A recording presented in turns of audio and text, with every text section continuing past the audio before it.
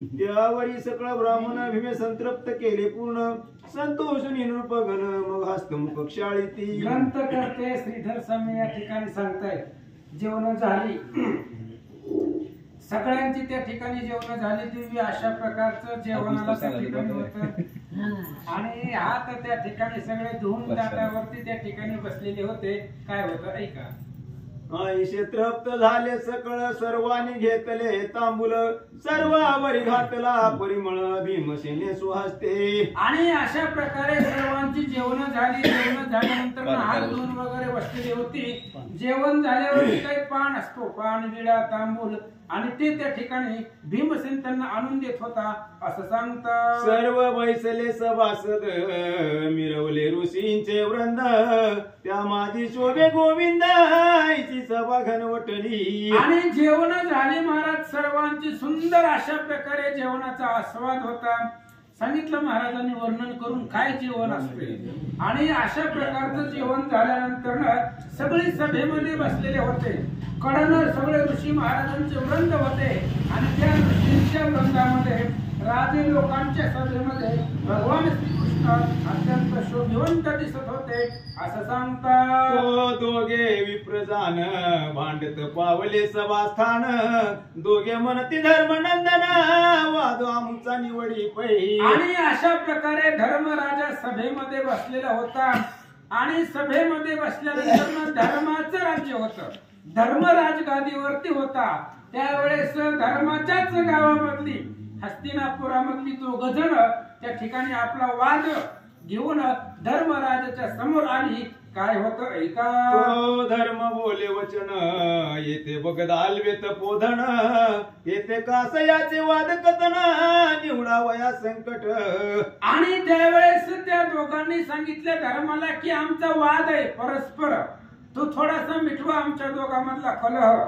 त्यावेळेस धर्मराजाने सांगितलं बगदालव्यासारखी महान तपस्वी ऋषीश्वर वशिष्ठ महाराजासारखी त्या ठिकाणी गौतम ऋषी सारखे बलवान ऋषी मग तुमचा वाद मिटवायला काही अडचण येणार नाहीये असं सांगतात. एक म्हणे याने दिदले शेत ते मी पिकवून आशे भक्षित नागरिता धन लागले अकस्मात द्या ते म्हणतो न घे हा. आणि त्यावेळेस त्या असणाऱ्या एका जणाने सांगितलं की बाबा मी याला शेत दिलं होतं आणि यानं शेत नांगरलं त्या ठिकाणी त्याच्यामधून धनाची पेटी बाहेर आली. मग शेत ज्यानं दिलं त्याची ही पेटी आहे आपल्याला फक्त शेत दिलंय मग आतमध्ये जी निघाल ती याच म्हणले मी द्यायला लागलो पण ही घेण आहे असं या ठिकाणी बोलतात. मी तो धान्य भक्षावे त्या धनाते कासयाशी न्यावे तरी ते धन तू वाच घ्यावे म्हणून पिढीतो मजला. आणि त्याने सांगितलं की बाबा यानं मला फक्त जमीन दिली मग जमिनीच्या वरच माझ आहे जमिनीच्या आतमध्ये जी निघल तांबे सोनं चांदी सगळं त्याच आहे म्हणले त्याचं मालकीच आहे मी त्याला द्यायला लागलोय तर हा घेणा गेलाय असा वाद धर्मराजाला सांगू लागले. मग युधिष्ठिर बोले दुजयासी तुवा सांगावे वृत्तांतासी दुजा म्हणे सावकाशी ऐकावे तो राजया. दोघ जण आले होते एकानं आपली अडचण सांगितली बाबा कोणत्या गोष्टीवरनं वाद चालू आहे. त्यावेळेस धर्मराजाने दुसऱ्याला विचारलं काय म्हणले तुझी अडचण काय आहे कशासाठी आला. त्यावेळेस तो दुसरा व्यक्ती काय बोलतो ऐका. क्षेत्र मी दिले या सदान ते जे होईल उत्पन्न ते याचेच आहे की संपूर्ण ते घ्यावे कासया आम्ही. त्यावेळेस ही लोक धर्माच्या राज्यामधली होती महाराज आणि त्या दोघांनी सांगितलं दुसऱ्याने सांगितलं म्हणले राजा मी याला शेत दिलंय जमीन दिली मग त्या जमिनीच्या वरच ह्याच आहे जमिनीच्या आतमधलं ह्याच आहे म्हणले माझा काय संबंध आहे मी ह्याच्या नावावर केल्यावर परत ह्याच्यामधलं मला काहीच नकोय जी मिळेल त्याच्यावरती सगळं त्याच आहे असं धर्मराजाला सांगू लागले. ऐसे दोघे भांडती ते देखोनी सर्व आश्चर्य पावती नृप दोघा ते समजाविती परिण ऐकती कदा ते. अशा प्रकारे दोघांचा वाद होता आणि धर्मराजानं ऐकलं. बाकीचे सर्व राजे होते ऋषीवरी होते सर्वांना आनंद झाला महाराज अशी लोक अजून आपल्या नगरामध्ये आहेत आपल्या गावामध्ये आहेत. मग राजांनी सांगितलं बाबा जाऊ द्या घेऊन टाका, कुणीतरी माघार घ्या. पण कोणीही ऐकत नव्हतं असं सांगतं. मग दोघासी बोले श्रीकृष्ण, तुम्ही येथे ठेवून जावे धन, कालांतरी तुम्हा मंत्रण करून हा वाद निवडू पै. आणि कृष्णानं बोलायला सुरुवात केली. दोघं बी ऐकत नव्हते. त्यावेळेस कृष्णानं सांगितलं, हे बघा ती पेटी कुठं आहे माझ्याकडे द्या म्हणले, मी लॉकरमध्ये ठेवतो. 2-3 दिवस इथं ठेवून जावा धर्माच्या नगरीमध्ये. ज्यावेळेस वेळ येईल त्यावेळेस तुम्ही या ठिकाणी या, तुमचा वाद निवडला जाईल असं भगवान श्रीकृष्ण त्या दोघांना सांगतात. ऐसे ऐकता वचन दोघे पावले समाधान, नरपालही ठेवून धन दोघे गेले स्वगृहा. मग अशा प्रकारे कृष्णाच्या सांगण्यावरनं दोघांना समाधान वाटलं. जी काही शेतामध्ये सापडलेली धनाची पेटी होती ती पेटी घेऊन आले होते. धर्मराजापाशी पेटी ठेवले, दोघे जण घरला निघून गेले असं सांगतात. मग धर्म म्हणे कृष्णाशी, आता का वादन निवडीसी, भूप वैसले महारुषी कळून येईल माते. धर्मराजाने सांगितलं, कृष्णा आताच यांचं जी काय वाद आहे मिटवायचा होता. मग इथं सगळे ऋषी मंडळी बसले होते ना, म्हणजे भगवान परमात्मा तुम्ही जर न्याय निवाडा केला तर आम्हाला लक्षात येईल बाबा भगवंत कसा न्याय देतोय, कोणत्या साईडने देतोय हे आम्हाला बघायचं होतं. तू पुढे कशाला ढकललं. धर्मराजा कृष्णाला बोलू लागला. मग कृष्ण म्हणे धर्मासी, स्वस्त वैसलो सभेसी, येते वाद कथा कसयाची म्हणून तया वारिले. कृष्णानं सांगितलं म्हणले, धर्मा जेवण आत्ताच झाले, ते जेवण झाल्यावर भांडणं कशाला म्हणले, म्हणून आपण सगळे निवांत बसला आहोत. मग आताच ही वाद कशाला या दोघांचा, म्हणून यांना माघारी पाठवलं. कालांतराने आपण याचा न्याय निवाडा करू.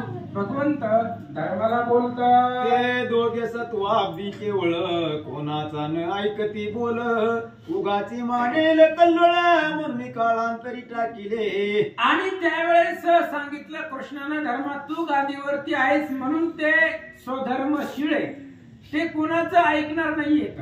ते स्वतःच्या धर्मानं वागणारे ते प्रवीण आहेत.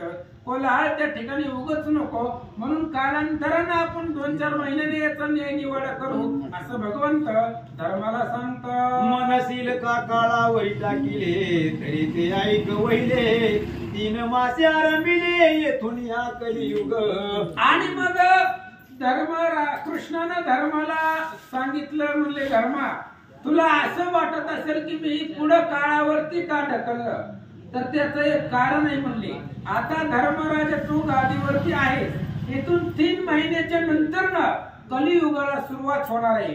आणि येणाऱ्या कलियुगामध्ये काय काय होणार आहे सगळं सांगतो भगवान श्रीकृष्ण धर्मराजाला सांगतात. त्याची द्रव्य तया ते वाटून देशील आपुल्यामध्ये, की लोप उपजेल तू ते भूमिस्थ धनरायाचे म्हणून. आणि मग त्यावेळेस कृष्णाने सांगितलं, धर्मा ही पेटी ठेवून घेतली इथं, आजपासून 3 महिन्याच्या नंतर ना कलियुग सुरुवात होणार आहे.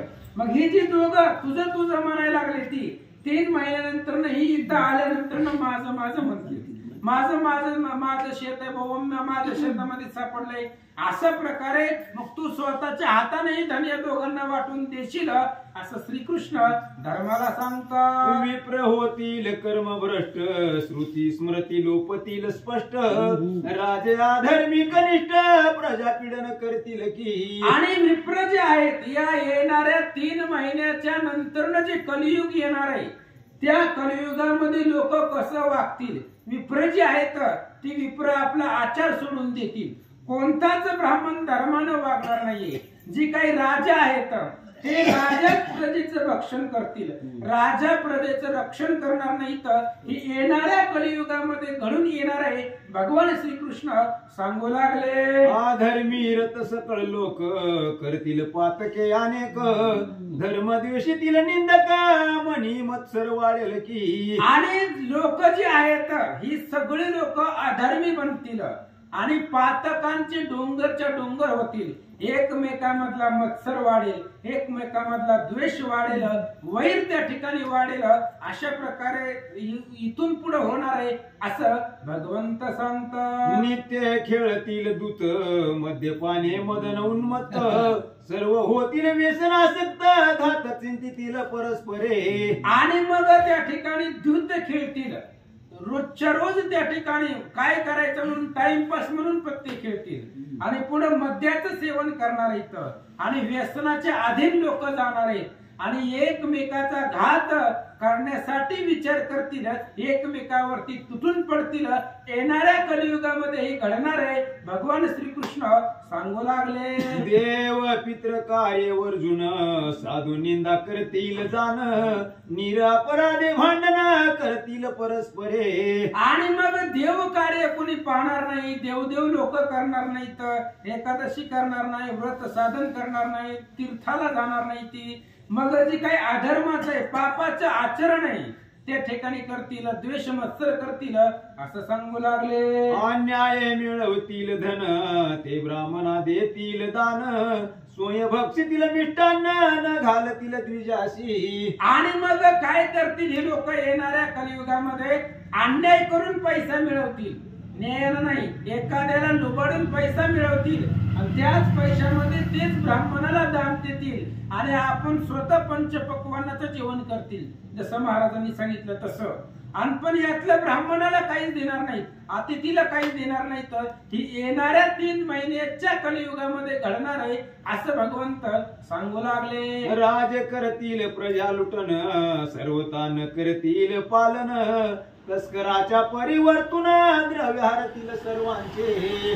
जो राजा आहे तो राजाच प्रजेचं भक्षण करून टाकील, प्रजेचं संरक्षण करणार नाहीये. आणि राजा जो आहे तो राजाच प्रजेचं द्रव्य लुटणार आहे. येणाऱ्या कलियुगामध्ये हे सगळं जे मी आता सांगायलोय ते घडणार आहे. भगवान श्रीकृष्ण धर्माला सांगतात, विप्र करतील वेद विक्रय, पित्या ते न मानतील तनय, अवघा होईल अन्याय कन्या विक्रय करतील की. पुढे येणाऱ्या कलियुगामध्ये धर्मराजा विप्र जे आहेत ते वेदाचं सेवन करणार नाहीत, सर्व अधर्म होईल.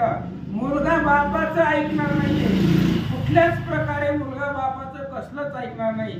कन्येचा विक्रय होईल, मुलीचं विक्रीकरण पुढे येणाऱ्या युगामध्ये होणार आहे असं भगवंत सांगू लागले. मातेशी पुत्र दौडून देतील, प्राणापरी स्त्री संरक्षितील, बंधू बंधू भांडतील, पिता पुत्र त्याच परी. आणि मग पुढे येणाऱ्या कलियुगामध्ये ही जी लोक आहेत ते आईला घराच्या बाहेर काढतील आणि बायको जे आहे ते बायकोला जवळ करतील. बायकोच्या शब्दाच्या बाहेर एक शब्द सुद्धा जाणार नाही. आणि मुलगा जो आहे तो बापा बरोबर भांडल, भाऊ भावाबरोबर भांडणं करतील. हे येणाऱ्या कलियुगामध्ये घडणार आहे भगवान श्रीकृष्ण सांगतात. स्त्रिया दुष्ट होतील, व्यभिचारी प्रवर्ततील, भोग विक्रय होईल, गर्भपाता प्रवर्तील. आणि मग काय काय होणार आहे? स्त्रिया सुद्धा त्या ठिकाणी असणारा विक्रय होईल, स्त्रिया सुद्धा त्या ठिकाणी अधर्मानं वागतील, गर्भामध्येच लेकराला मारायचं त्या ठिकाणी प्रकल्प सुरू होईल, गर्भपतन करतील. अशा प्रकारे येणाऱ्या कलियुगामध्ये घडणार आहे भगवंत सांगतात. विष घालो निशस, बंधू वर्गाचा करतील नाश, वर्णावर्ण व्यभिचाराचा काही भेद न मानिती. आणि कोणी कुठल्याच प्रकारचं भेद मानणार नाही, सगळे एकत्रच वागणार आहे. धर्माचं संरक्षण कोणी करणार नाहीये. एखाद्याला विष घालून जेवणामध्ये पाण्यामध्ये विष घालून भाऊ भावाला मारेल, अशा प्रकारचं कलियुग भयानक येणार आहे श्रीकृष्ण सांगू लागले. वेशा करतील द्रव्य तुळा, कपटे करतील सकळा, वस्तू करतील मंगळ गोळा, धन लोभे करून या. आणि मग वेश जे आहेत ह्या पृथ्वीवरच्या वेशा धनाचा संचय करतील, जी नाही ती वस्तूची विक्री करतील आणि सर्व पापाचं आचरण पृथ्वीवरती होणार आहे भगवंत सांगतात. शूद्र सांगतील धर्माचरण, निशंक कथितील ब्रह्मज्ञान, आपुले करवतील जेवण, विप्रहस्ते करून या. आणि मग कोणी पुती सांगावी, कोणी काय करावं हे सुद्धा कलियुगामधल्या लोकांना कळणार नाही. ज्यांचा अधिकार नाहीये ती या व्यासपीठावरती येतील महाराज. ज्यांचा अधिकार सुद्धा नाहीये या व्यासपीठाला स्पर्श करण्याचा, ती लोक उद्या व्यासपीठावरती बसून पुती सांगणार आहेत. शूद्र लोक धर्माचं आचरण कसं करावं हे सांगणार आहेत. ब्राह्मणाचं कोणी ऐकणार नाहीये, विप्राचंच त्या ठिकाणी सेवन करतील अशा प्रकारे भगवान श्रीकृष्ण सांगू लागले. विप्र करतील नीच सेवन, नीचासी करतील वंदन, सोडतील स्वधर्माचरण, पापे उदर भरतील. आणि जे काय विप्र आहेत तेच नीचाचं सेवन करतील आणि ज्याचं तोंड सुद्धा बघायचं नाही अशा नीच व्यक्तीलाही ब्राह्मण लोक नमस्कार करतील, वंदन करतील. सगळं पापाचं त्या ठिकाणी पाप निर्माण होणार आहे. अशा प्रकारे कोणी धर्मानच वागणार नाहीये असं सांगतात. सर्व होईल वर्ण संकर, सर्वत्र होईल व्याभिचार, ऐसा धर्मापर कोण वर्णिल निज मुखे. आणि भगवान श्रीकृष्ण सांगतील की धर्म येणाऱ्या या कलियुगामध्ये सगळं अधर्मच होईल. धर्माचं तिथं लवलेश सुद्धा नाहीये. सगळं जगतामध्ये पाप होणार आहे आणि त्या पापाचं वज पृथ्वीला होणार आहे. हेच वर्णन कोण करणार आहे असं या ठिकाणी बोलतात. विप्र मिळवणी धन, विशेषी करतील अर्पण, घृताधिक विक्रय जाण, करतील दुर्व्यसने. आणि मग विप्र काय करतील, त्या असणाऱ्या वेश्येचं सेवन करतील, धन मिळवतील आणि त्या वेश्येला अर्पण करतील. मग त्या ठिकाणी सगळं अधर्मच वागणार आहे. पुढे त्या ठिकाणी सगळ्याचा विक्रय होणार आहे आणि दुर्व्यसन करतील. विप्र सुद्धा वाईट संगतीला जाणार आहेत, वाईट व्यसन त्या ठिकाणी करतील असं सांगू लागले. जीर्ण वस्त्र देतील मातेसी, उत्तम देतील स्त्रियेसी, पट्टकुल देतील वेशेसी, सेवा करतील तिची. आणि मग काय त्या ठिकाणी सांगितलं महाराज, फाटकी तुटकी कपडे जे आहेत ती लोक आईला देणार आहेत आणि नवीन त्या ठिकाणी दुकानामधनं आणून नवीन कपडे आपल्या बायकोसाठी देणार आहेत. फाटकी कपडे आईला घालायला देणार, नवीन कपडे बायकोला देणार, अजून त्याच्यामधली नवीन वेश्येला देणार, ती जवळ करणार असं सांगतात. धतुराधी कुसुम जाती, निर्गंधत्वे म्लान होती, ती शिवाते समर्पिती, भक्ती दावतील जनाते. आणि नाही ती त्या ठिकाणी असणारे दांभिक भक्ती करतील. महादेवाला प्रसन्न करण्यासाठी जी करू नये त्याचं आचरण करून जनांना फक्त दाखवण्यासाठी आम्ही किती भक्त आहे अशा प्रकारचं दांभिक भक्त कलियुगामध्ये होतील भगवान श्रीकृष्ण सांगतात. चंपक माला आदी सुमने, केशर कस्तुरी चंदने, विवेशेशी समर्पिणे, कृतार्थपणे होईल की. आणि मग काय करतील, व चंदन आहे, केशर आहे, परिमळ आहे, सुगंधित असं असणारे सुमनांचे फुलं इथं ही सगळं वेशेला अर्पण करतील. वेशे तिला तिच्या गळ्यामध्ये सगळं तिला देऊन टाकतील आणि आईला घराबाहेर काढतील. अशा प्रकारचा अधर्म या कलियुगामध्ये होणार आहे भगवंत सांगतात. ऐसा युग धर्म दुस्तर, कोण वर्णील सविस्तर, संक्षेपाने उत्तर तुझं सांगितले धर्मा. आणि भगवान श्रीकृष्ण धर्मराजाला सांगतायत की धर्म येणार कलियुग आहे. या कलियुगामध्ये काय होणार आहे मी थोडक्यात सांगितलंय, याच्यापेक्षा खूप काय काय घडणार आहे. मी आता थोडस तुला सांगितलं नमुना म्हणून, मात्र खूप भयंकर कलियुग येणार आहे. कुणीच कुणाचं ऐकणार नाहीये, सगळं पाप आचरण होणार आहे. अशा प्रकारचं त्या ठिकाणी दुस्तर पुढे येणाऱ्या कलियुगामध्ये मी तुला आता थोडक्यात सांगितलंय. पुढे मी तुला सविस्तर सांगणार भगवंत धर्माला बोलतात. असो ऐसा श्वमेध पूर्ण, जाणून धर्म आनंद घन, कळासी पुषे कुंती नंदन, बरवा घडला का अश्वमेध. आणि मग असो अशा प्रकारचं अश्वमेध पूर्ण झाला महाराज. 12व्या अध्यायामध्ये घोडा पृथ्वी प्रदक्षिणेला सोडला होता. 10व्या अध्यायामध्ये भीम कृष्णाला आणायला गेले होते. 11व्यामध्ये अनुशाल्वानं घोडा आणला होता. मग ही घोडा सोडल्यापासून आता माघारी आला आणि 94व्या अध्यायामध्ये ही अश्वमेध यज्ञ संपूर्ण झाला. मग एवढा मोठं कार्य आपल्या हातून घडलंय म्हणून धर्मराजानं प्रत्येकाला विचारायला सुरुवात केली, कसं झालं मग कालचं जेवण, काय कसं यज्ञ झाला म्हणले सांगा. असं धर्मराजा गर्वानं बोलू लागले. अर्जुने केले जे युद्ध, ऐसे कोणी न केले प्रसिद्ध, धर्म हृदयाती शुद्ध, परिते तेही गर्व संचरला. अर्जुनानं जे युद्ध केलं, महाभारताचं युद्ध ह्याच्या पुढे काहीच नाही महाराज. महाभारताचं युद्ध म्हणजे फक्त घरातल्या घरात आहे. पण हे जे अर्जुनाने जे युद्ध केलं यज्ञाच्या या घोड्याच्या पाठीमाग, ते याच्या आधी कधीच झालं नाहीये. अशा प्रकारचं आघात त्या ठिकाणी अर्जुनाने युद्ध केलं. आणि धर्म हा शुद्ध सत्वाचा धर्म होता. त्या धर्माच्या मनामध्ये सुद्धा गर्वानं घर केलं असं सांगतात. आई कोणी आईसे बघ आलबे मुनी धर्मा प्रति बोलिला वाणी राया कारण धरावा मनी कृष्ण चरण पावताही. धर्मराजाचा बोलण्यामध्ये फरक पडला महाराज.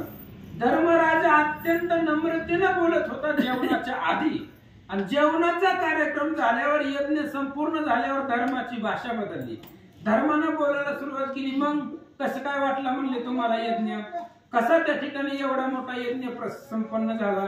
ही धर्माची अहंकाराची भाषा बकदालप्य ऋषीनं ऐकली, आणि बकदालप्यानं सांगितलं बाबा गर्व आम्ही बी केला होता पाठीमाग, हजारो मुखाच्या ब्रह्मदेवापर्यंत आम्ही फिरतोय, एवढा गर्व आम्हाला झाला होता.